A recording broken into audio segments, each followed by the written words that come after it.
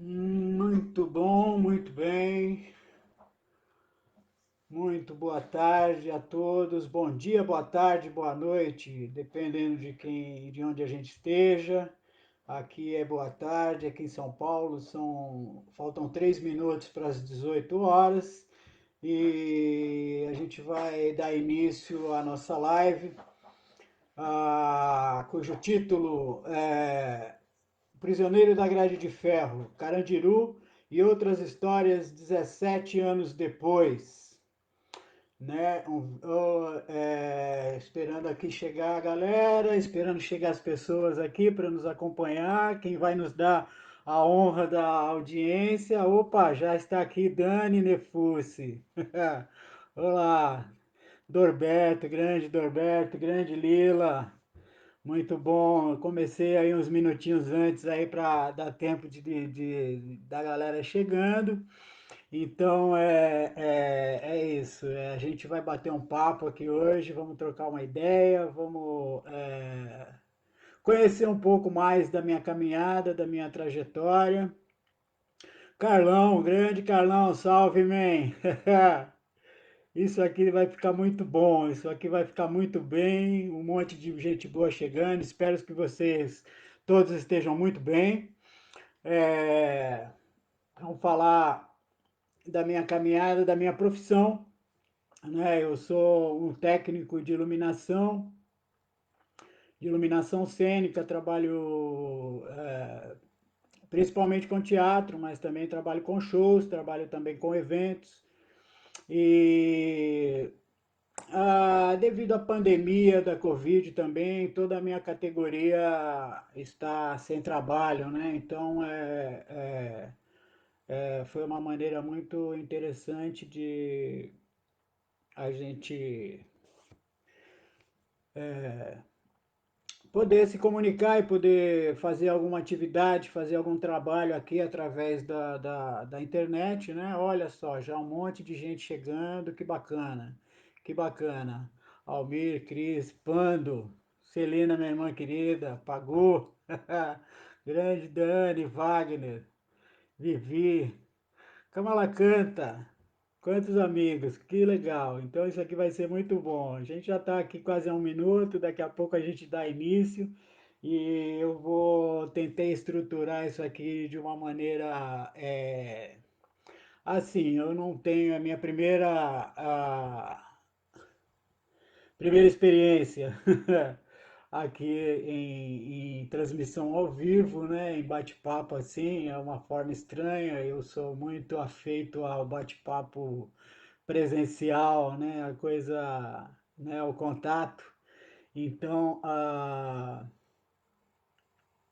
vamos lá. Eu vou estruturar essa live aqui da seguinte maneira. Eu vou por alguns minutos aí contar a minha história de como que eu comecei a trabalhar, né, com arte, né, com cultura, né, notadamente na equipe técnica, né, na parte técnica do fazer artístico, né, o fazer artístico as pessoas geralmente têm essa visão do que vê, né, ver o artista, né? Ver o ator, a atriz, o cantor, o bailarino, o músico, enfim, ver o espetáculo feito, mas por trás disso que se vê, né? De toda aquela coisa bonita que se vê, de toda aquela coisa incrível que se vê e mágica. Existe um trabalho muito árduo, né? Um trabalho pesado e um trabalho também não poderia deixar de ser diferente, extremamente gratificante, né, para quem faz, né, para quem faz a parte técnica, né? Então somos nós técnicos que carregamos tudo isso. E é um trabalho que tem esse aspecto que foi o que mais me encanta, assim, que mais me dá prazer nesse trabalho é esse aspecto coletivo do trabalho, né? É um trabalho feito a muitos braços e muitas cabeças trabalhando juntas, né, para fazer a coisa acontecer. Mas esse junto também é bem separadinho, né? Cada um tem a sua função, cada um tem ali o seu fazer específico, né, dentro desse trabalho. Eu particularmente trabalho na parte da iluminação, né? Mas tem também os técnicos da montagem, do cenário, tem os técnicos da maquinária, tem os técnicos do palco, tem os técnicos do áudio, tem os técnicos da luz, então todo mundo trabalhando junto e a harmonia desse trabalho, do trabalho, da fruição desse trabalho, dessa equipe, né, faz com que o espetáculo seja um espetáculo bom, seja algo bom de se ver, seja algo bonito, seja algo belo. Então, aquela criação artística ali, que se gestou ali, naquela gênese daquele trabalho, na ideia que começou de alguém fazer alguma coisa, tudo isso vem à luz ao ao custo de muito trabalho, né? De bastante trabalho humano. E esse trabalho humano é o essencial, é onde eu me situo, né? É o meu lugar. E o que eu quero hoje conversar com vocês e trazer para vocês assim é um pouco de como isso começou, né? De como isso entrou na minha vida. Então aqui a gente já podemos partir já para nossa atividade aqui, né? Para o nosso para a nossa transmissão ao vivo, né? A nossa live. Então já tem um monte de gente aqui chegando, que legal, Laís, Alê, olha, Jade, que bom, que legal, Ananta, Roseli Tchu, Sueli, Fabu, quanta gente aqui chegando, que bacana, que bacana. É, então, então acho que a gente já pode começar, né? Aqui da maneira mais ou menos que eu tentei bolar isso, estruturar isso. É... Opa, desculpem a interrupção aqui, foi uma chamada aqui do telefone. Ok. Então, começou mais ou menos entre o final da década de 1990, começo da década de 2000, quando eu me encontrava, assim, parafraseando Caetano Veloso, me encontrava preso na cela de uma cadeia. E foi que eu vi pela primeira vez. Pela primeira vez eu tive contato com uma equipe técnica, no caso de cinema, era Casa de Detenção de São Paulo.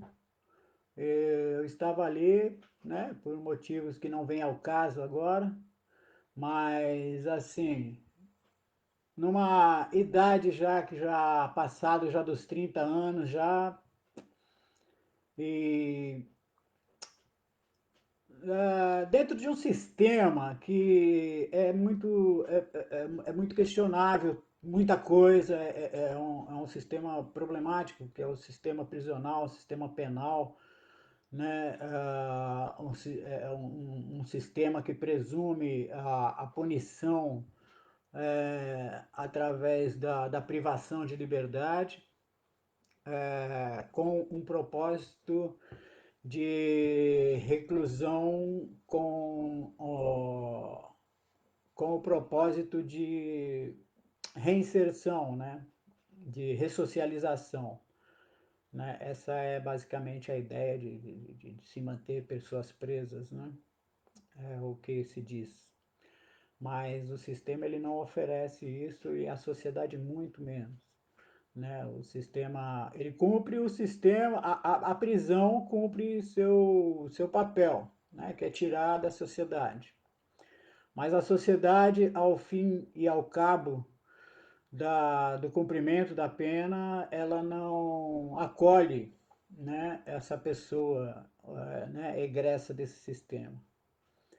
Então, frente a essa realidade, ali eu me encontrava e bastante consciente do que, né, da dificuldade que seria seguir a vida, seguir uma vida de trabalho, né? Mas fazendo o quê, né? Eu sempre fiz assim pequenos trabalhos, pequenas coisas, nunca tinha, não, não tive uma educação formal assim técnica, né? Então, assim, resumindo, eu estava lá nessa falta de perspectiva. A reflexão que existia lá era essa, né? O que fazer? O que fazer saindo daqui? O que fazer depois disso aqui? E então o que aconteceu, essa coisa que a gente pode chamar de encontro, eu vou chamar aqui de encontro. Esse encontro aconteceu quando uma equipe de cineastas, né, de técnicos e cineastas, artistas técnicos, né, do fazer cinematográfico, pessoas da sétima arte, chegaram nessa casa para fazer uma oficina. Eles queriam fazer algum tipo de filme, um documentário, mas isso não era muito claro ainda no começo do processo do projeto deles. Então, a ideia era de instrumentalizar aquelas pessoas que seriam os personagens, né, desse documentário, para que eles mesmos contassem a sua própria história. No caso, nós mesmos, né, porque eu estava ali. Então, para que nós contássemos a nossa história, saindo um pouco do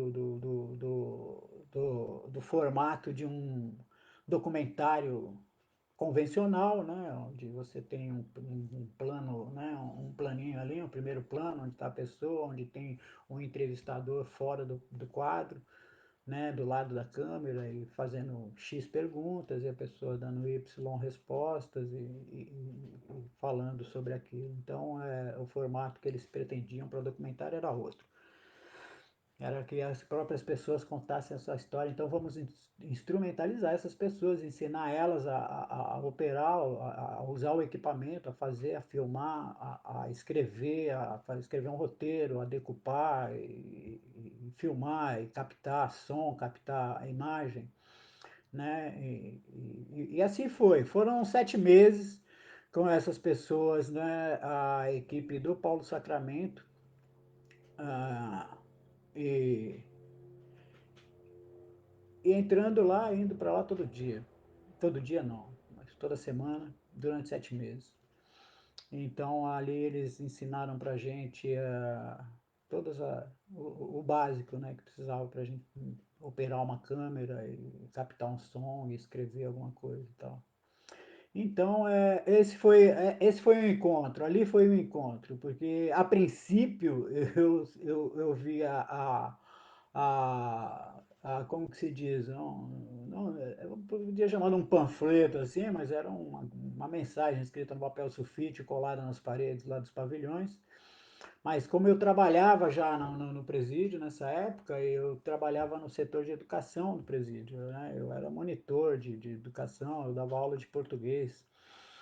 Ah, então eles se direcionaram ao diretor de educação, né?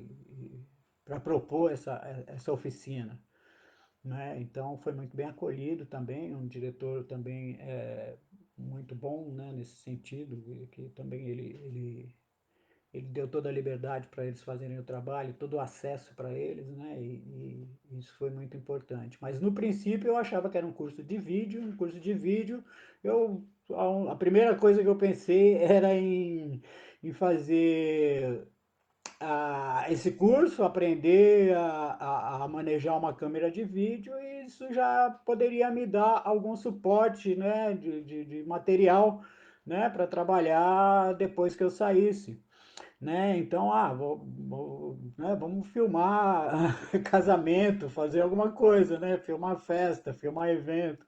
Era essa a minha ideia de curso de vídeo. Aí, no decorrer da oficina, foi caindo a ficha, né? Foi caindo a ficha e fui entendendo que aquelas pessoas que estavam ali eram pessoas do cinema, né? Então eles passaram vários filmes pra gente, documentários, e falaram também muito sobre formatos, sobre gênero, né, de filme. Então aí eu vi que a coisa era mais séria, né? Que a coisa era mais profunda, era o cinema que estava ali.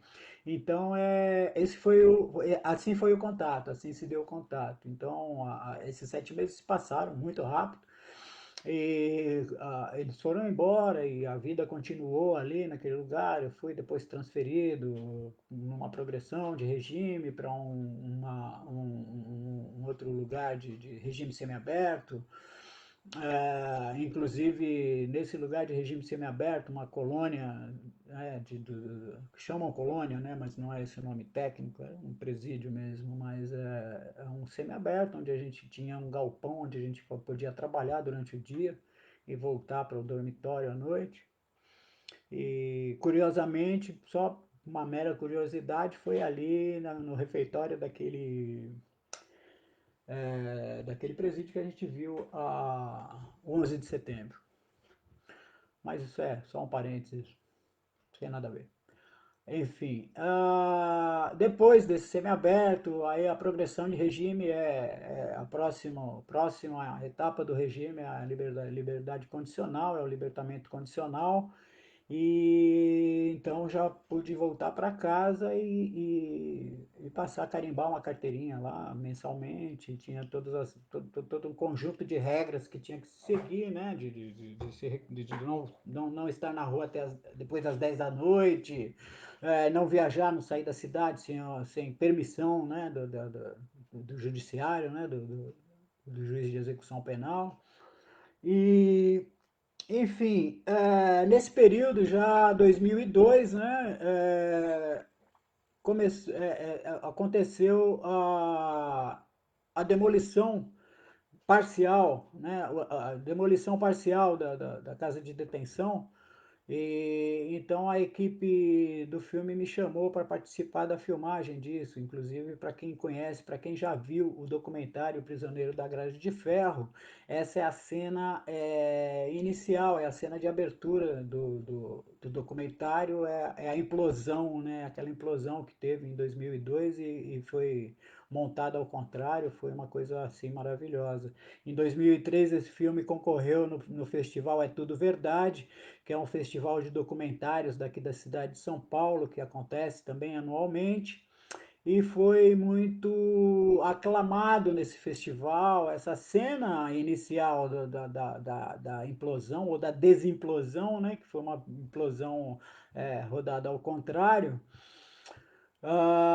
foi aplaudida em exibição aberta, assim, foi muito ovacionada, assim, por muitos minutos. Eu estava ali na sala presente, foi um momento, assim, muito, muito, extremamente emocionante.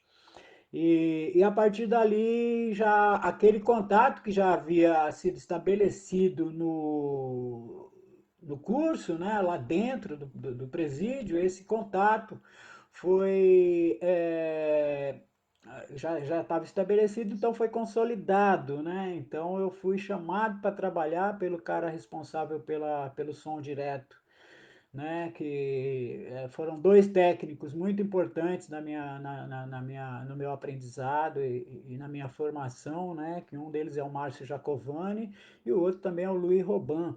Luiz Robin, ele me chamou para trabalhar e eu fiquei muito tempo trabalhando com ele, foi assim uma experiência maravilhosa. Então foi aí onde começou essa caminhada, né, de estar dentro de um set de filmagens, né, o set de filmagem, o backstage do show, sabe? O bastidor, a coxia do teatro, todos eles se pautam pela mesma prática, né? Pela mesma praxis, né? Pela mesma prática de trabalho coletivo, né? De interligação, de uma integração assim, harmoniosa de todos os departamentos envolvidos, né? Na criação do trabalho artístico, né? Então, esse aspecto é o aspecto que sempre me tocou mais profundamente e me inclinou para esse trabalho, assim. Não que eu tivesse também tanta escolha, assim, ah, mas assim, é um aspecto fundamental, né? essa grande integração, né? Essa coisa de todos os departamentos estarem assim muito afinados e trabalhando seriamente, trabalhando bem, fazendo a coisa e um produto final sempre bacana, né? Então esse é o fazer artístico, é o fazer cultural, é a coisa que mais me atrai a esse trabalho, assim, que mais me dá satisfação. Então, assim, a coisa foi caminhando. Foram cerca de 10 anos, mais ou menos, se não isso, uns 9 anos e pouco, trabalhando com som direto, sendo microfonista. Então, o microfonista também ele tem aquela função de captação do som direto, né? O que aparentemente parece uma coisa simples, é um cara com um boom na mão, né? O boom é aquele conjunto de uma vara, um microfone e um cabo, um fone de ouvido e um cara segurando tudo isso e colocando, apontando o microfone para quem está falando, né? Para onde está a ação, para o que deve ser captado e tal. Mas tudo isso tem toda uma técnica também, tem toda uma coisa assim muito curiosa também, que é a distribuição do espaço assim no set de filmagem. O set de filmagem também, às vezes, você vê uma cena assim, você não imagina assim o que está por trás dela assim, imageticamente mesmo, assim, a imagem de um set de filmagem é muito louca, assim, então tem toda aquela elétrica, né, tem toda a iluminação, toda a equipe de câmera, e então todo mundo vai se posicionando. O fotógrafo, o diretor de fotografia, ele está procurando o melhor ângulo, a melhor luz, né? Então, quando ele procura a melhor luz, ele pode mudar de repente aquele desenho inicial do que ele fez da luz. Então, não, eu quero um refletor aqui, né? Aqui, geralmente esse aqui é o lugar onde estava o microfonista. O microfonista tem que sair dali e se posicionar de novo de uma outra maneira, mas assim, de modo aqui não interfira, não pode interferir no trabalho da fotografia, não pode entrar com um microfone em quadro, né? Não pode atravessar e tem que se posicionar, tem que achar o eixo de voz das pessoas, né? Tem toda uma historinha aí, uma técnica, né? Para melhor captação de som, para captar um som mais limpo, né? Então, e assim foi. Temos vários trabalhos, vários curtas, alguns longas, né? Um bocado de publicidade também. Então, era um trabalho bem prazeroso, bem satisfatório, bem legal. Assim, e coisas foram acontecendo também, concomitante a isso, né? De uma certa maneira eu fui me afastando desse trabalho e procurando outras coisas não exatamente procurando, mas esperando alguma coisa, né? Tinha alguma coisa assim em mim que falava, não, é isso que eu quero, é isso que você quer sim, mas é quase isso, é mais ou menos isso, é dentro dessa praia, né? Mas não é aqui nesse lugar de areia aqui dessa praia, é nessa praia em algum outro canto da praia. Então vamos lá, né? Vamos procurando. E aconteceu, ah, desculpem, aconteceu o teatro, né? Um amigo iluminador me chamou para substituir ele, porque ele não podia participar, ele não podia trabalhar em algumas apresentações de uma peça que ele estava operando à luz. E eu falei, pô, mas eu nunca fiz isso. Não, vem cá, eu te mostro aqui, é só isso aqui e tal, tá tudo gravado já, é só ouvir essas deixas aqui, nessa deixa você sobe esse fader aqui, depois você sobe esse, você sai com essa, entra com essa e tal, tal. E foi aquilo ali, me passou aquele roteirinho e eu fui. E aí eu comecei a curtir, assim, entrei numa outra vibe, né, dentro do trabalho, assim. Mas um trabalho muito legal, assim, cara, porque eu via como que se dialogava, sabe? Como que dialogava a, a, a luz sabe, com o texto e com a atuação ali, com a apresentação daqueles atores, com a atuação deles como existia esse diálogo, né? Como a luz fazia revelar e ocultar sabe, aspectos, expressões e tudo, né? Dentro desse diálogo com a atuação e com o desenho todo, né, do espetáculo, né? Então, assim, a luz entrou assim na minha vida e eu fiquei maluco assim com isso. Mas não foi imediatamente que eu passei a trabalhar com luz. Isso foi só um primeiro estalo, né? Foi só uma primeira coisa, né? Uma primeira relação com a luz. Aí depois, assim, em sequência a isso, eu conheci um grupo de teatro, de palhaços, assim, que faziam um teatro de rua, faziam um teatro é, sabe, como um teatro de rua, mas faziam às vezes na rua também, e às vezes também em ambientes fechados, e também em salas de teatro. Então eu comecei a acompanhar essa trupe aí, e era um pouco de faz tudo, né? Porque era um grupo pequeno, né? De dois palhaços, e que iam se apresentar, então eu fazia tudo, abria a lona, montava aquele cenário de acordo com o local, né, de acordo com o espetáculo que fosse apresentar, e ligava o som, e tinha muito pouco trabalho de luz. Teve o trabalho de luz com esse grupo quando se apresentou em teatro, chegou a se apresentar em teatros, ali no Centro Cultural de São Paulo, ali no Júlio Mesquita, ali da Zona Norte. Então, assim, aí eu comecei a entrar nos teatros também e comecei a fazer, assim, pequenos trabalhos, assim, como freelancer, né? Ainda não era, como posso dizer, ainda não era regulamentado, não tinha DRT também, umas contratações também, assim, precárias, né? Como, infelizmente, é para a maioria dos trabalhadores. Mas, assim, o que é interessante desse período, né, que eu posso destacar, é que que eu fazia tudo. Então, era um trabalho, assim, multifacetado, assim, muito fascinante, muito legal. E aí comecei a entrar nos teatros, e entrar como freelancer, ajudando em produções, sabe? Carregando, montando cenário, desmontando cenário. Aí comecei a fazer freelancers, trabalhos, né, como freelancer no Teatro do SESI, que esse mesmo amigo que me indicou na luz, o Alexandre Pestana, ele era iluminador também do Teatro do SESI, né? Ele era técnico do Teatro do SESI. Então ele me levou para lá, eu comecei a fazer alguns trabalhos como freelancer, não como contratado da casa.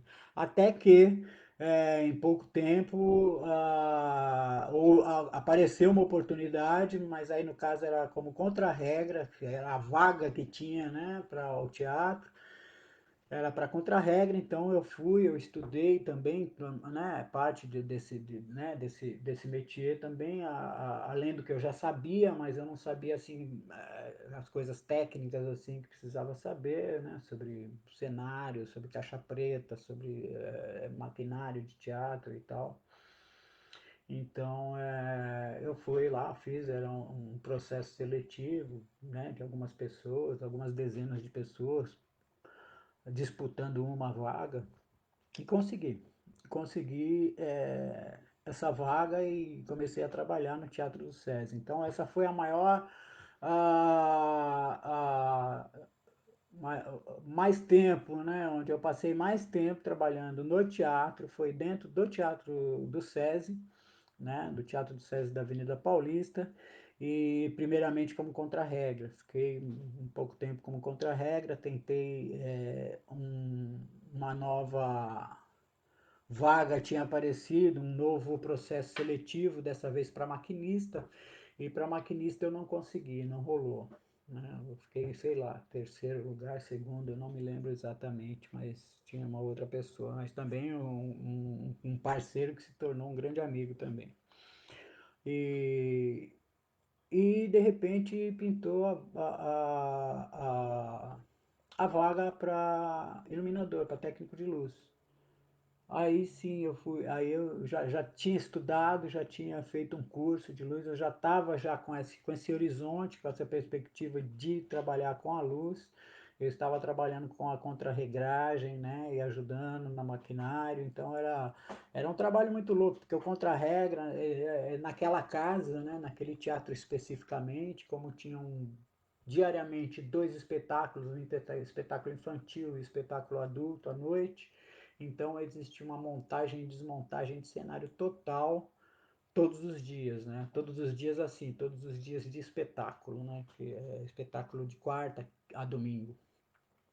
Depois passou a ser de quinta a domingo, enfim. Quarta-feira tinha show musical e terça-feira tinha evento corporativo. Então é uma casa muito dinâmica, né? Tinha bastante trabalho. Mas esse trabalho também já era mais um pouco pesado para mim, porque era montar e desmontar cenários e não só fazer a contrarregragem, porque a contrarregragem é um grande barato também. A contrarregragem nada mais é do que a disposição, né, geográfica, física dos objetos de cena, né, nos seus lugares marcados. Ele já tem um lugar pré-marcado. Aquele telefone vai estar ali, ele tem que estar ali. Aquele copo d'água tem que estar ali, sabe? Aquela vassoura, aquele, sabe, paletó tem que estar no lugar. E tem os objetos de cena também que são manipulados pelos atores também. Você tem que estar no lugar certo onde está a marcação daquele ator, porque ele sai de cena, ele já tem que voltar à cena de repente com sabe, com aquele objeto na mão. E, e isso é o trabalho do contra-regra, essa é a função do contra-regra. O contra-regra faz essa contra-regragem mesmo, que é a disposição exata, precisa de todos os objetos de cena. Ah, só que nessa casa o contra-regra também era um cara do palco também, que também fazia o trabalho de maquinista também, de montar e desmontar cenário, né? Então, esse trabalho é um trabalho sensacional, um trabalho maravilhoso, que eu amei fazer também. Mas estava pesado para mim, assim, que eu já estava com mais de 40 anos e fazendo muito esforço físico e pegando muito peso, assim, aquilo estava começando não estava pesando, mas já estava assim, sabe, piscando uma luzinha, já estava acendendo uma luzinha que fala, olha, isso aqui vai pegar, vai dar ruim aí. Mas então assim eu já estava com esse horizonte, já fazendo, já me preparando, já estudando luz, acompanhando. Sempre que sobrava um tempinho, eu subia na cabine, ia procurar saber que mesa é essa mesa nova que chegou, como que é, qual que é o sistema, como que funciona, e cadê o problema no dimmer e tal. E às vezes eles tinham um problema, eu corria lá para ajudar a solucionar o problema de cabeamento, problema de dimmer, então eu estava sempre ali também com a galera da luz ali. Então eu já fazendo o curso, já fui e consegui a vaga e passei a ser técnico de luz. Então, essa parte da técnica, que é esse departamento, né, essa função que eu exerço, assim, é uma coisa fantástica, assim, sabe? As coisas que a gente pode fazer com a luz aqui, sabe? E o que é curioso também, curioso, é aqui. Eu tive que fazer um trabalho aqui de iluminação para poder fazer essa live aqui com vocês aqui. Eu até coloquei ali uma chifra ali uma luzinha iluminando ali a estátua de Ganesha. Ali tem o cartaz do Prisioneiro da Grade de Ferro, e a luz está acesa aqui, mas ela não está rebatendo lá, porque eu coloquei um black foil ali e tal, coloquei uma luz indireta aqui que está rebatendo na parede branca e está iluminando meu rosto. Então é isso, essa coisa está sempre presente, né? A luz está sempre presente na nossa caminhada, na minha vida. Então é fantástico isso. E aí, como eu ressaltei ali na apresentação dessa live, é que aconteceu uma pessoa, um jovem da periferia, enveredar pelo caminho sabe, da marginalidade, infelizmente é lugar comum, né? É o que esse sistema tem a nos oferecer e é o que tem. né, como perspectiva de vida para milhões de jovens, né? A perspectiva sabe, meritocrática, da coisa legal, que todo mundo vai ter oportunidade de fazer, basta se esforçar e tal, tal, blá, blá, blá, blá, blá, blá, isso aí até, não chega nem virar a página disso para cair. O que acontece, a regra, infelizmente, é essa, né? Muitos jovens estão aí sem perspectiva e estão enveredando, né? Pelo caminho da marginalidade, da contravenção, do crime. Então, a importância de uma iniciativa igual a que foi o Prisioneiro da Grade de Ferro, que foi esse documentário, que é um documentário histórico, né? Surgiu de uma ideia, né? De uma pessoa e da extrema boa vontade de toda uma equipe, né? Que se aboletou aí lá, entrar dentro do Carandiru todo dia, e vamos lá, vamos filmar esse negócio aí, vamos filmar os caras, vamos ensinar os caras a filmar, e vamos fazer um filme, e tudo isso depois de muitos anos é um filme que está aí, é um filme histórico, então é muito importante isso. Então, assim, eu acho da maior importância também que, sabe, que não deixem de existir esse tipo de coisa, sabe? Esse tipo de iniciativa, esse tipo de trabalho, sabe? De trabalho de levar cultura para as pessoas e levar também o fazer cultural, principalmente para pessoas que, sabe, como eu estava lá nesse lugar.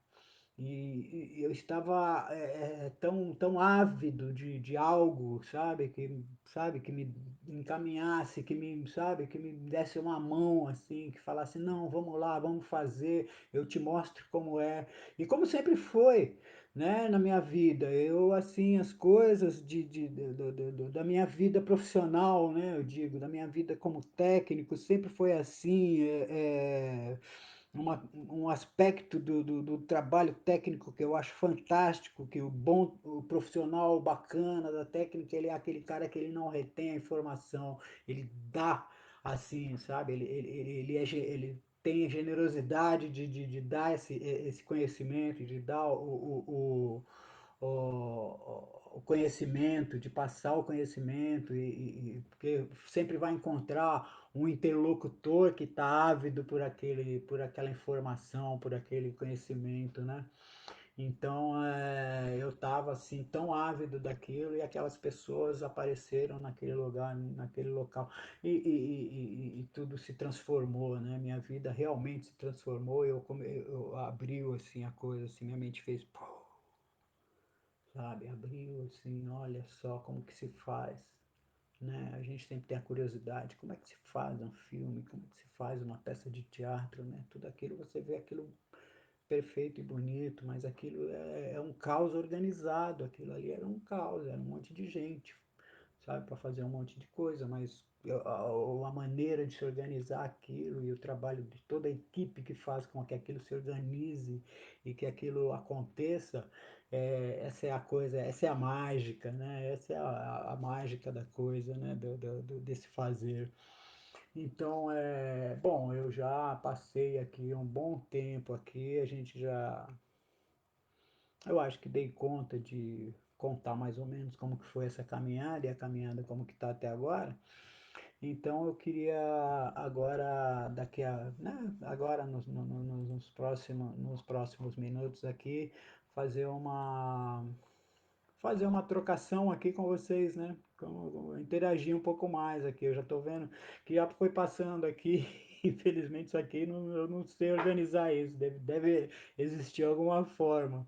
Mas tem já muita gente aqui que já chegou aqui, a Tchu, a Lê, olha só quem chegou aqui, Rosana da Cuíca, Ana Cláudia, olha só que firmeza, Ana, olá, ah, que legal, ah, Tchu assistiu hoje o filme, muito bom esse filme, né? Boa noite, Edson, aí, ó, Sim, sim, Daniel, ficará gravada no Facebook essa live. Aqui achei uma pergunta, Celso, quando passa de frente ao Parque da Juventude, hoje o que sente? Bom, olha, sinceramente eu passei muito pouco por ali, sabe? Eu passei acho que umas duas vezes por ali, sabe? E eu não foi assim uma coisa assim, sabe? Um sentimento assim, sabe? Específico, assim, uma coisa que tocou, mas assim, uma melancolia, assim, sabe? É, sabe, das lembranças que se acumulam, né, a partir dessa experiência, né, dessa vivência, né, com o sistema, são lembranças que a gente prefere deixar para lá, é, mas assim, que servem sim sempre como, como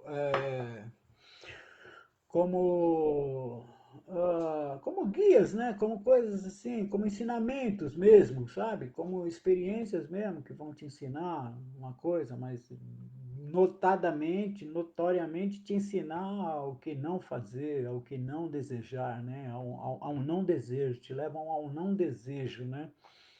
De o que fazer e tudo o que fazer e tudo que continuar fazendo para não voltar a pisar nunca mais naquele lugar, né? Isso é uma coisa que, pelo menos para mim, na minha concepção, na minha vivência, é mais gritante isso, né? Agora, com relação ao Parque da Juventude, aquele lugar físico ali, que ele foi totalmente desfigurado, né? Então não tem mais nada. Então, o que acontece é você lembrar que nesse lugar aqui era o pavilhão que eu morava, naquele lugar ali era o campo de futebol, naquele lugar ali era onde a gente, né, onde a gente batia uma bola, naquele lugar ali que os camaradas fumavam uma ganja. E assim por diante, né? Nesse pavilhão aqui, nesse lugar aqui, era um pavilhão onde eu dava aula, né? E assim, é só uma coisa assim, que eu não consegui definir assim um sentimento assim, sabe? Não tive assim esse devaneio assim, sabe? E mesmo que tivesse também, eu não apreendi isso, sabe? Das vezes que eu passei por lá. Essa pergunta foi do Bruno. Brunão, grande Brunão. Outra pergunta, os camaradas que participaram também do filme estão hoje também na toada da arte? Infelizmente não, Bruno. Infelizmente não, Bruno. Dos camaradas que participaram do filme também, eu tive pouquíssimo contato. Eu soube de camaradas assim não que participaram do filme assim, não como alunos da oficina, né? Mas como pessoas assim que foram entrevistadas, que foram mostradas, aquele pessoal do hip hop, que são os caras que abrem o filme, né? Que é o FW e o Crick, eles têm ainda até hoje a banda deles, né? E eu conheci uma pessoa também maravilhosa, que era uma pessoa que agenciava esses caras, que fazia produção para esses caras, que ajudou eles gravarem também disco também. Essa é uma mulher incrível, Eliana. Ela hoje está na Secretaria de Direitos Humanos da prefeitura e tal, e ela sempre trabalha com população de rua, com pessoal. Ela sempre também foi uma pessoa muito altruísta, assim, muito solidária, assim, com todas as pessoas, né? Que excluídas, as pessoas que não têm nada, né? Então ela tem esse olhar, assim, de olhar para essas pessoas e estar junto e trabalhar com essas pessoas. Mas do filme mesmo, especificamente, aqueles amigos, que foram umas amizades tão legais, assim, que a gente faz, que eu tinha lá dentro, e alguns que eu conheci pelo filme, e que a gente se viu por uns tempos, na época de lançamento do filme, né? Camaradas como o BA, como outros camaradas também. Tem um camarada que eu tenho ainda, que eu tive até acho que uns 5 anos atrás, e depois não mais, uns 4 anos atrás, e depois não mais, eu tive contato com ele no Facebook, que é aquele camarada que faz aquele desenho do subcomandante Marcos ali numa parede. Esse camarada morava no pavilhão 6, né, o Leno. Que ele falava que ele gostava de fazer umas pinturas e tal, e que ele fazia umas pinturas de mulher para desbaratinar, porque se ele fosse pintar as coisas que ele pensava não ia dar certo e tal. Esse camarada eu tive contato com ele assim também por internet também. E infelizmente não, eu acredito que só eu tenha ficado mesmo na toada aí na batida, né? Isso que não deixa de ser uma tristeza, né? Porque podia ter vários caras aí fazendo isso. E poderiam ter várias iniciativas como Prisioneiro da Grade de Ferro, não exatamente como prisioneiro, mas como uma ideia, né, de oficina, de levar. Então, acho que, porra, isso é de uma importância muito grande, é uma coisa que é, a nossa classe, né, a classe cultural, dos trabalhadores da cultura, tanto artistas como técnicos, poderiam ter esse olhar também de tentar levar, né,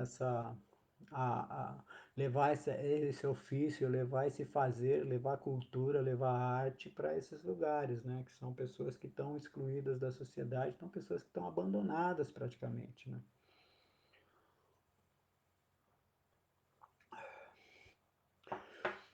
Mas então é isso, Brunão. Infelizmente só eu, viu, velho?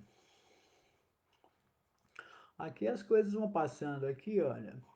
Os comentários vão passando e eu não tenho acesso a todos, que acho que o Facebook vai engolindo os comentários que já se passaram. Aqui eu tenho de 16 minutos para cá.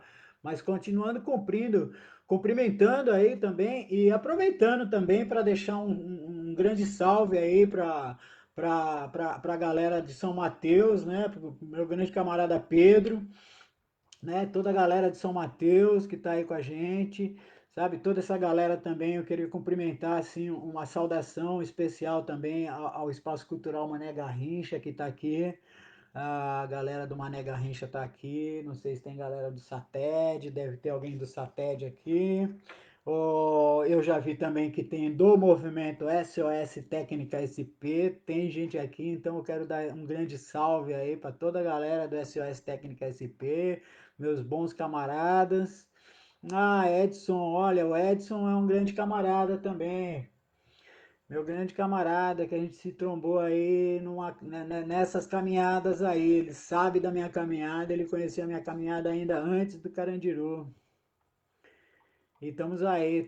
Hoje é um cara aí, um chefe de família bacana aí, um cara trabalhador e firmezeira. Isso me dá muita satisfação. Minha sobrinha linda, meu irmão, meus irmãos Lila, Célia. Ai, que barato. Muito bom. Vitória, minha sobrinha linda. Olha aí, a família representando, a família chegando em peso. Muito bom, muito bom. Cara da Luz, muito obrigado, Patrícia. Muito obrigado, Ananta. Olha aí, André, meu brother, meu cunhado. É isso aí, olha só. É isso aí mesmo, Patrícia. Essas oportunidades tem que chegar na periferia, tudo tem que chegar nas pontas, tem que chegar onde mais se precisa, né? Onde mais se precisa, onde as pessoas estão mais ávidas mesmo por isso. E é isso que é incrível, porque é quando se vai fazer um trabalho assim, se tem esse encontro, né? Vamos dizer assim, da fome com a vontade de comer, né? É da pessoa ávida mesmo por uma oportunidade, ávida por pertencimento, que é uma das coisas mais fascinantes assim do trabalho cultural, do trabalho da equipe técnica, o pertencimento, né? É o fator de pertencimento que o trabalho coletivo proporciona. Só o trabalho coletivo proporciona essa sensação de pertencimento, né? Esse sentido de pertencimento, né? De você de eu poder olhar ali para aquele cartaz ali, né? Para aquele cartaz ali e falar, meu filme, cara. é meu filme também. É filme de um monte de gente, mas é meu, né? E, e isso uma coisa, a gratificação maior, né? Do trabalho, né? Do trabalho cultural. E esse aspecto do pertencimento, isso é extremamente importante para a vida mesmo das pessoas, principalmente dessas pessoas mais como nós, como eu fui, e como muitos hoje são, assim, pessoas é,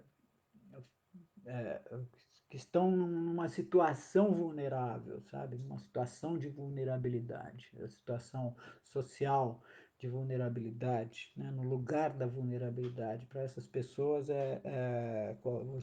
você estender a mão e dar uma oportunidade, né, ensinar uma coisa é muito legal. Pode ser que aconteça exatamente isso, de 20 caras que eram os caras da oficina cultural, da oficina do Prisioneiro da Grade de Ferro, talvez na cultura e na arte fique só um. Talvez tenham outros também que eu não saiba que tem também, que esse mundão é grande, né, cara? Então, mas assim, fique um ou dois, né?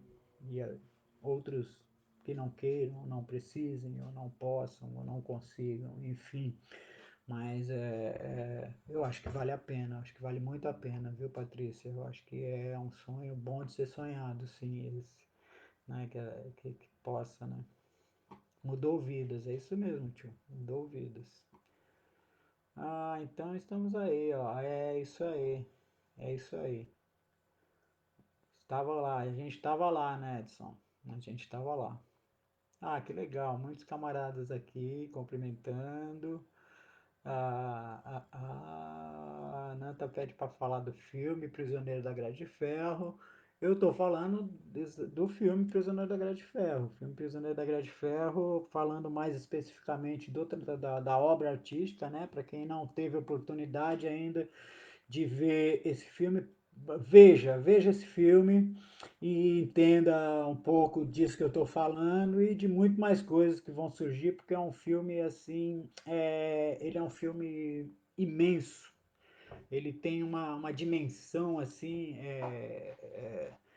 grandiosa, grandiosa, porque se tratava de um grande presídio, de um presídio com 7.000 homens dentro da cidade de São Paulo, ali, né, de Santana, um bairro, uma região quase que central ali de São Paulo, né, no Carandiru. E então 7.000 homens é uma cidade. Tem cidades que tem 7.000 habitantes. Então tudo era grandioso. O lixo que se produzia era a quantidade de lixo que se produzia, a quantidade de comida que se consumia, né? Então, tudo é uma escala muito grande, né? Então, com um filme que retratasse essa realidade, que retratasse esse lugar, não poderia ser diferente, né? Nessa dimensão, não poderia deixar de ter essa dimensão. Mas ele tem uma dimensão, ele tem uma grandiosidade muito mais evidente, né? E muito mais notável no, quando ele se debruça, quando ele se desdobra, ele abre aquilo ali. E então não é assim um cara que está chegando para fazer um documentário, porque eu já vi vários documentários sobre prisões, sobre o sistema, então, mas eles sempre seguem ali uma formulinha, né, convencional de documentário, uma coisa muito boa também, muito interessante, não é um desmérito isso ao formato convencional. Não é um desmérito, é só uma diferença que esse trabalho tem, né, com relação ao, ao, ao mainstream, vamos dizer assim, ao convencional. O convencional parte dessa premissa, de um diretor querendo falar sobre uma coisa, mas já com um ponto de vista, então ele vai entrevistar e vai perguntar, vai fazer perguntas, vai obter respostas dessas pessoas de acordo com as perguntas que ele vai fazer. Então, isso sempre direciona, né? Como que eu posso dizer?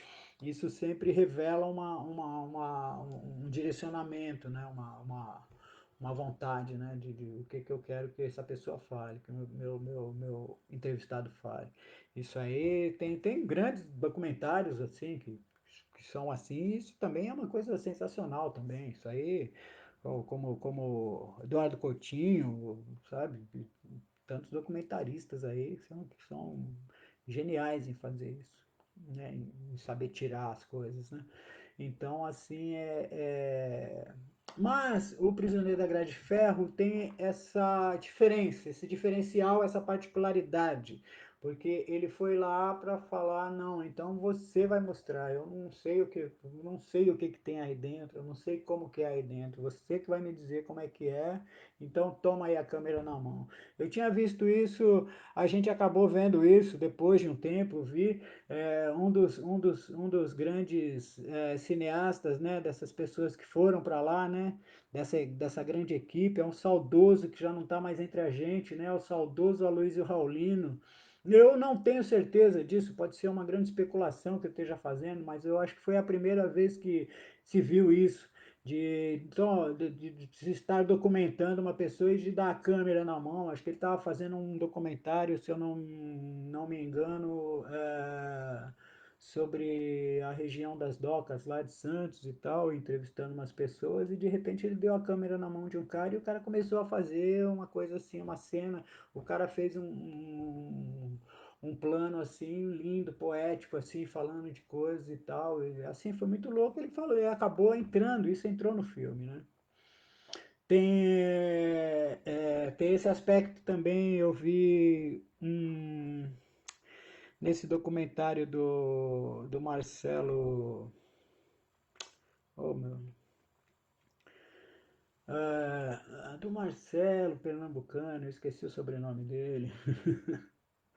Me falha a memória, mas é aquele documentário sobre aquela cidade produtora de jeans. Estou esperando o carnaval chegar, uma coisa assim. Eu acho que é o título do filme. Que fala da cidade de Toritama, né?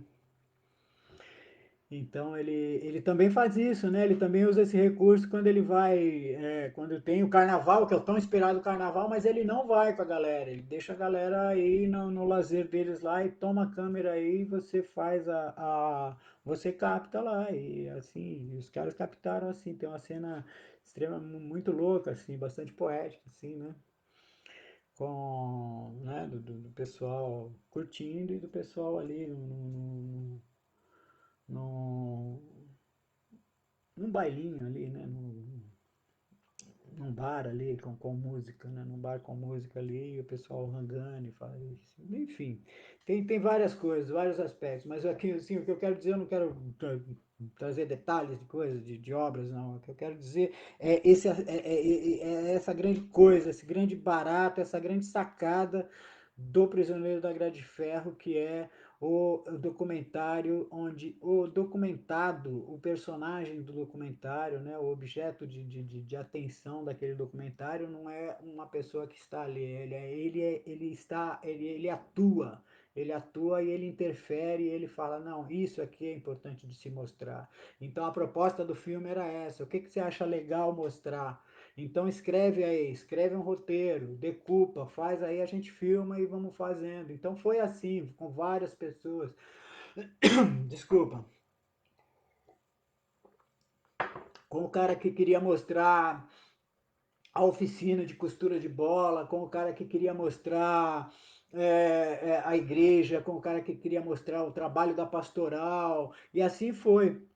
Eu fiz um trabalho maluco, assim, eu fiz uma viagem assim, escrevi uma poesia e peguei umas cenas assim e tal, fiz uma composição de imagens que no final, na montagem do filme, esse filme é um filme que teve, assim, ele teve muitas horas, teve mais de 70 horas de filme para você editar em duas.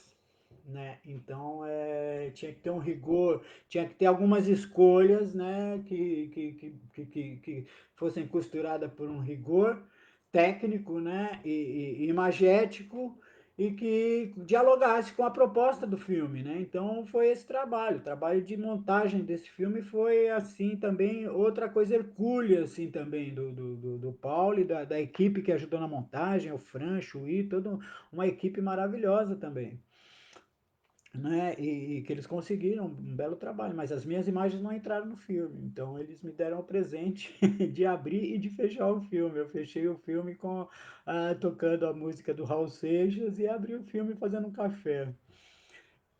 Ah, bom, continuando aqui um pouco, falando da. Eu acho que é isso, né, Ananta? Eu acho que era para falar do filme Prisioneiro da Grade de Ferro. Eu acho que mais ou menos é isso aí. Me diz aí se foi contemplada aí, tá? A sua pergunta.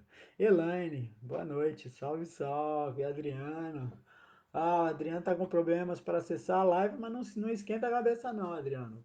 Ela fica aí, ela vai ficar na minha página aí do Facebook. Espero que sim, né? Que o Facebook não me dê essa. De sumir com a minha live, mas acho que não. Ok, ok. Francine.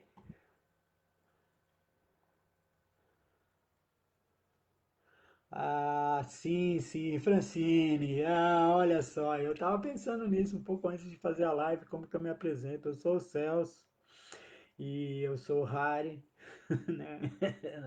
Sou o Celção da Luz.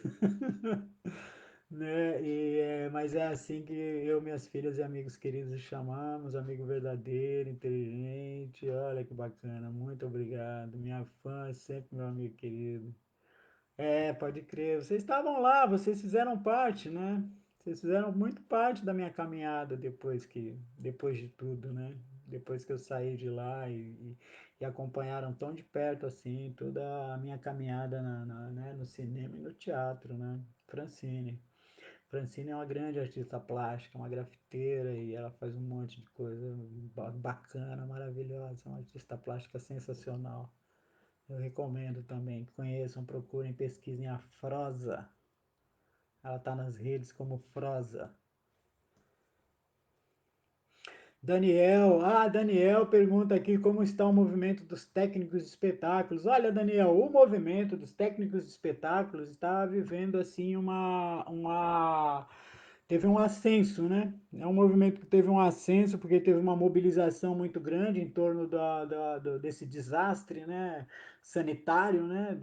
Da pandemia, da Covid, né? Então todos os técnicos ficaram sem trabalho. Todos os técnicos estão há meses sem trabalhar. Alguns estão voltando agora, sabe? Dentro de vários limites, né? Que a situação impõe e então muitas casas estão fechadas, então os pequenos, sabe, estão assim, sabe, falindo assim as casas mais estruturadas já estão voltando dentro de muito limite, né, como eu falei. Então, então a grande maioria dos técnicos hoje está esperando por um recurso, né, um recurso do governo que está do governo federal, que já deveria ter vindo, esse recurso deveria ter começado em maio, mais tardar, sabe? Mas, enfim, a lei Aldir Blanc, que foi assim que batizaram essa lei, ela destina recursos de emergência para a categoria dos técnicos, né? Para a classe artística, né, como um todo, né? Portanto, não é só para técnicos, não, é para técnicos e para artista, para pessoas, para técnicos e para pessoas, para espaços culturais, sabe? Para mestres da cultura popular, para tanta gente. Então, essa lei ela destina recursos para as pessoas e esses recursos estão sendo operados pelo Estado e pelo município. Então, o município de São Paulo já fez o seu cadastramento, né, e já publicou uma lista de pessoas que já estão aptas a receber um auxílio, né, a receber um dinheiro. E o Estado também agora foi essa semana que encerrou as inscrições, mas já publicou assim pelo menos um número de inscritos. Como falando especificamente dos técnicos, assim a gente teve mais de 900, quase 1.000 inscrições de técnicos, né? Aliás, minto, foi 798, eu acho.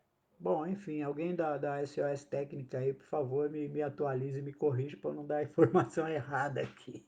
Mas assim, são recursos destinados para 400 técnicos e a gente meio que dobrou o número de inscrições, então a gente está esperando que venha uma reversão de outras incisos e tal, uma burocracia maluca de coisas de regulamentação de lei, né?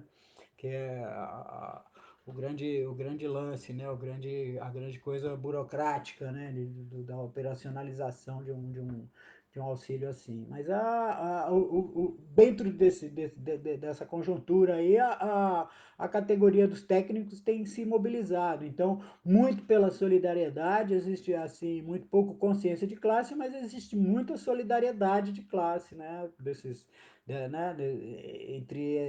Dentro dessa categoria de trabalhadores, né? Então, pela solidariedade, muita gente se juntou, muita gente tem se ajudado muito, sim, sabe, sempre garantindo uma distribuição de cestas básicas, sabe, e isso tem ajudado muita gente. Então, nesse sentido, a categoria dos técnicos tem feito um trabalho muito interessante, muito bacana, muito louvável. E assim, agora para depois da história da Lei Aldir Blanc, para depois, para após isso, também existe um desejo de mobilização, né? Então isso aí é uma coisa que a gente espera que continue, né? Que continue essa articulação, essa mobilização da categoria é importantíssimo para a categoria, porque os técnicos eles não eram nem vistos. Quando saiu a Lei Aldir Blanc, técnico ninguém nem falava de técnico, só falava de artistas. Então, foi muito por causa dessa mobilização dos técnicos que começaram a se organizar em movimentos e a dialogar e a se articular com o poder público, com as comissões de finanças da Câmara e etc., que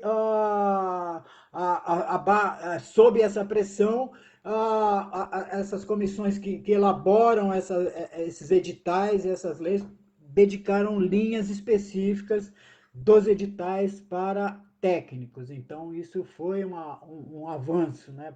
Pode-se considerar assim. Então, com isso, o que se espera é que a classe continue, né? Continue unida, né? Mobilizada, né? Eu acho que isso é importante, sim. Bom, deixa eu tentar voltar aqui um pouquinho. Aqui, isso aqui para o Daniel. Olha aqui. Muito bem, Rosana da Cuica, minha grande amiga, Caissara. Fabu, os veteranos de guerra sempre tem pesadelo. E você tem também. Que você do sistema capitalista só se prende pretos e pobres. Assim, não, um pesadelo assim, coisa cabulosa não tem não, sabe? Assim, mas tem as coisas que ficam impressas, né? A gente tem impressões, né? Impressões, coisa que imprimem, né, na memória, né? Então, de vez em quando você vê, né? Aquela impressão tipo, tá ali, né? Você parece que tá vendo aquilo, né? Quando você dorme, quando você sonha, né? Então, é uma coisa que está presente na vida da gente sempre, né? Não tem como, né, apagar isso. São coisas que você não apaga, né? Não tira essas impressões da memória. Não tem um, um líquido removedor para isso.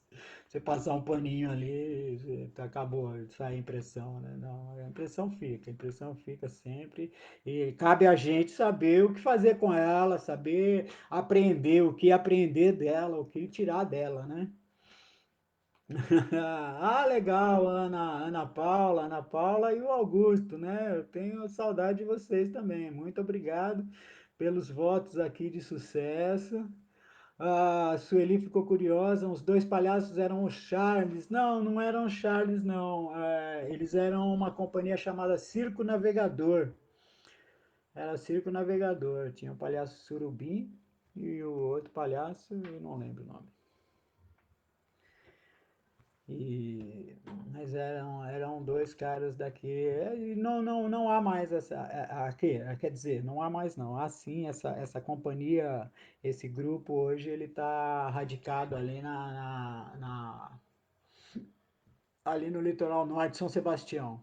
Ainda existe Circo Navegador lá, o Luciano ainda está lá. Edivaldo Santana, salve Edivaldo, salve, salve, grande poeta, meu grande amigo, músico também, e que também foi um cara assim extremamente generoso e um cara muito bacana, assim, sempre me deu uma força e me deu uma grande oportunidade de fazer a luz de alguns das suas apresentações, dos seus shows, que diga-se de passagem, são sempre fantásticos. Edivaldo Santana é um músico incrível, é um cara que todo mundo devia conhecer. Edivaldo Santana, cara, quem não conhece tá perdendo, cara, tá perdendo assim um músico, um poeta urbano, um poeta, sabe, brasileiro assim da gema, da alma. Então porra, um grande cara, Edivaldo Santana. Grande abraço, Edivaldo. Opa, então acabei, olha, é que eu tô já uns 20 minutos atrasados aqui nas perguntas aqui, né? A Rosana me pediu para falar um pouco da Lei Aldir Blanc, né? E eu acho que eu falei um pouquinho. Também deixar uma saudação aqui, um grande salve aí, que uma galera que está aqui também do Grupo Crises também, que é um grupo incrível também, um grupo autônomo aí de muita cultura, muita atividade. Muito bom. Opa, tenho orgulho de você também, tio. Alguns pensadores, a Nanta aqui está dizendo que é sobre a prisão, que ela possibilitou maior tempo para se dedicar à literatura. Também foi mais positiva para você? Né, em um certo sentido, sim, sim. Eu aproveitei de uma certa maneira, sim, o tempo, né? Que a coisa que mais se tem ali só é tempo. Você na prisão tem tempo, muito tempo. Então, sim, sim, sim. A, não consegui me dedicar da maneira que eu queria também. Eu queria ler muitas coisas, queria fazer muitas coisas, mas eu tinha atividades lá, né? Então eu passei a me dedicar a atividades lá dentro, né? É uma das coisas que eu tinha muito assim era com relação a trabalho, né? A ocupação, ao que fazer, né? Então eu consegui um trabalho lá. Então eu trabalhava lá, dava aula e tal, mas eu lia bastante, eu aproveitava bastante o tempo. Tá aqui, Leo de Blanc, falei, sim, ótimo, para você. Wagner, o que poderia ser feito como política pública efetiva no qual agregasse a arte e a técnica para a população carcerária hoje? Fazer usar como exemplo isso que foi feito no Prisioneiro da Grade de Ferro e transformar isso em política pública, eu acho que é essencial, né? E eu acho que é possível, sim. É possível e deve ser feito, né? Eu acho que sim. Levar, né, agregar a arte e a técnica para a população carcerária, né, através de cursos, né, através de capacitações, né, de instrumentalização, instrumentalizar. O grande problema né, da pessoa presa é essa, ele vai sair, ele sabe que vai sair, mas ele vai sair e aí, né, vai sair e aí, né, então além do problema da política pública que tem que ser feita, né, direcionada para isso, também tem, eu acho que o problema da sociedade mesmo, né? A sociedade mesmo poderia acolher, né, essa pessoa, né? Opa, valeu, Brunão. Então, olha, gente, já são 19h10, eu tenho um tempo limitado aqui para fazer, que eu já estourei dessa live aqui, então, mas a gente consegue, eu vou talvez editar então um pouquinho do começo, né? Mas para o que a gente tinha para fazer e o que me competia a fazer era 60 minutos de live, a gente já estourou um pouquinho, a gente já está passando de 70. Então, eu agora eu vou me despedir de vocês, meus amigos. Olha, Márcio Jacovani tá aqui. Fala, mano. Márcio Jacovani também, o cara, porra, Márcio Jacovani, ele tava lá também, né, cara? Ele foi um cara que ajudou muito a gente, que, porra, mandou benzaço né, no som direto e em toda a coisa, né, em toda o trato, né, do mestre, né, da pessoa que ensina, da pessoa que passa o conhecimento, da generosidade que essa pessoa tem, né, em fazê-lo e em fazê-lo de um jeito assim, né? E foi muito bacana o jeito que você fez e conduziu isso, viu, Márcio? Eu tenho uma gratidão assim muito grande assim por você, cara. Eu sou muita saudade também. Faz muito tempo que a gente não se vê. Nunca mais nos vimos, né?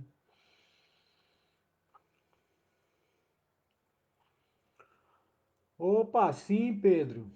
Sim, Pedro, vamos fazer isso, vamos passar o filme. Inclusive, esse filme está sendo remasterizado. Eu acho que ele já foi remasterizado. Agora o Paulo Sacramento acho que está trabalhando com distribuição. Eu não sei em que pé que está a coisa, mas a gente pode ter uma cópia masterizada, remasterizada desse filme. Ou mesmo também as cópias que existem, né? A gente pode passar assim num equipamento cultural e a gente falar também, eu posso até também levar pessoas da equipe também que tiverem disposição de ir também, a gente faz sim, demorou, Pedro. Tá aqui, olha só, a correção aqui é isso mesmo, o nome do filme é Estou Me Guardando para Quando o Carnaval Chegar, Marcelo Gomes, sim, o pernambucano Marcelo Gomes, pode crer, pode crer. Muito bom, muito bem, minha gente. Olha, tem várias ainda aqui comentários, mas eu vou tornar a responder, né? Vou responder pessoalmente aqui, cada um aqui na caixa de comentários aqui, mas eu, infelizmente, devo dizer que a nossa live já chegou ao fim. Que barato, gente. Isso foi para mim uma experiência fantástica. É muito bom, eu me sinto assim muito bem assim em poder falar dessas coisas e melhor ainda em ter assim uma audiência tão qualificada assim, cara, assim, sabe, de gente a fim de ouvir isso, a fim de debater, discutir, a fim de conhecer isso. E isso aqui eu acho que é só o começo de uma história. A gente pode voltar aqui mais vezes e falar mais ainda disso e de outras coisas também. Vamos nos manter em contato aí, tá? Eu tenho que agradecer muito demais a cada um de vocês que estiveram aqui comigo, que me deram essa honra da sua audiência, da sua atenção aí por uma hora inteira, assim, para ouvir a minha história. Isso é motivo para mim de muito orgulho, assim, de extrema satisfação. Assim, eu tenho amigos assim que são massa, assim, eu tenho amigos que são fantásticos, esses meus amigos, e essas pessoas também que estão chegando agora, as pessoas que não me conheciam, foi um prazer, um grande prazer. Então é isso, para a gente não estourar muito mais do que já estourou, né? Eu já passei aqui, bom, 15 minutos só, vamos ver o que que dá nesse produto final aí, como que vai ficar, que tem que ter 60 minutos esse negócio aqui, mas a gente pode fazer mais uma vez. Então, mais uma vez, minha gente, muito obrigado, tá? Por vocês terem ficado comigo, por vocês estarem dando, me ajudando a ressignificar e me ajudando a reviver a minha história, me ajudando a ressignificar o meu ofício, o meu trabalho, a minha profissão, porque isso é a gênese, isso foi a gênese, isso foi a origem de tudo. Então, contar isso e compartilhar isso com vocês foi um prazer assim muito grande, minha gente. Então, tá valendo. Muito obrigado aí e até uma próxima, né? Opa, o que que aconteceu? Sim, até uma próxima e tá aí então, minha gente. Olha aí, Luiz chegou aqui, já fazem 10 minutos. Luiz, meu querido, Também te amo, meu camarada. Vitória, Lila, Rosana, Roseli, Elaine, Vitória aqui, opa, que maravilha. Ah, tá certo. Não, não teve violão não, Luiz. Beleza. Não deu, olha só, falando aqui, eu já estourei aqui o tempo aqui, cara. Ah, gratidão também por você, Rosana. Almir, meu grande camarada. Grande abraço para você. Oh, que barato, que barato. É um puta prazer. É um puta prazer, Almir. Aí, maravilha. Ah, Silviane, chegou no finzinho, mas chegou. Muito bem-vinda. Olha aí, mais um nome que ninguém conhecia, que Chetrinha, é o apelido carinhoso da Rarinha, que é a Harina Massankirtana, essa minha grande amiga também. Ah, e é isso aí, Natália. Ah, que legal. Francine, Catita, Paulo Rocha, Ana Augusto, Desirê, maravilha. Ah, vamos fazer uma live no prato, sim, Desirê. Desirê, que amiga querida também, que está aí em Liverpool. Um beijo aí, hein, para a cidade aí do Lord Bittley. E um beijo aí para vocês, todo mundo que está aí. Ah, Célio, Luiz Felipe, Brunão. Marcião, oh, que massa, que massa. Um grande abraço para vocês. Valeu, minha gente. Então é isso aí. Valeu, muito, muito obrigado a cada um de vocês. Vocês são massa, vocês são muito importantes para mim. E é isso aí, gente. É isso aí. Vamos caminhar e vamos caminhar para frente, e esperar que esse pandemônio aí termine logo e a gente possa realmente se abraçar, assim, porque é o que mais me dói aqui nessa pandemia é isso, é a falta do abraço, a falta do, sabe, da pele, do tocar. Então, ó, sintam-se todos muito abraçados agora, tá? Valeu, minha gente. Boa noite, hein? Tchau.